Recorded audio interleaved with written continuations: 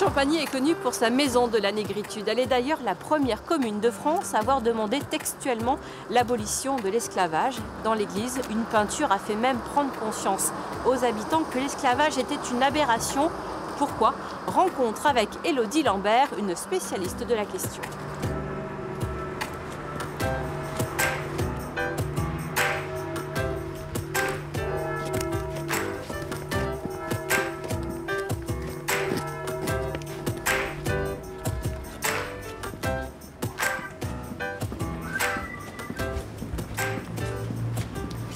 Bonjour Élodie. Bonjour. Alors qu'est-ce qui représente ce tableau? Eh bien, c'est l'Adoration des Mages ou l'Épiphanie. C'est une toile, c'est un tableau peint sur bois qui date de la Renaissance et sur lequel, outre l'enfant Jésus dans les bras de sa mère, on a les rois mages au nombre de 3.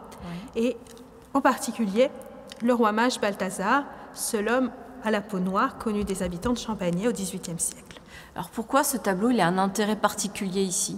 En fait, les habitants de Champagny, en 1789, dans leur cahier de doléances, ont formulé une demande étonnante, à savoir l'abolition de l'esclavage des Noirs. Cette demande, elle est en avance sur son temps, mais elle est aussi surprenante parce que les gens de Champagny n'y sont pas confrontés directement. Ils en ont même d'ailleurs probablement jamais entendu parler. Le hasard de l'histoire a fait qu'un champagnero qui s'appelait Jacques-Antoine Priclair, mais qui résidait auprès du roi de France où il était garde du corps, s'est trouvé en permission le 19 mars 1789 à Champagny. Ouais. C'est lui qui leur a parlé de l'esclavage et les gens de Champagny qui physiquement ne connaissaient pas d'hommes noirs ont sans doute pensé à ce tableau pour se représenter ces esclaves. Donc ils ont créé un lien, oui. Imaginé un lien entre l'esclavage et ce tableau.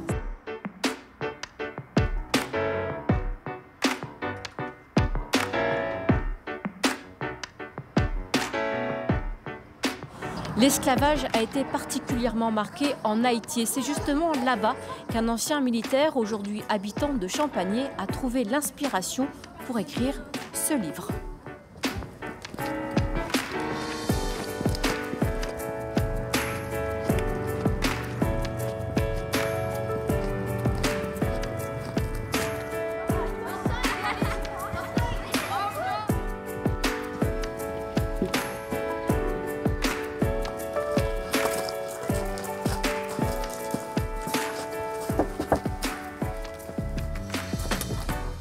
Bonjour. Bonjour, comment allez-vous? Très bien, je vous en prie, entrez. Merci.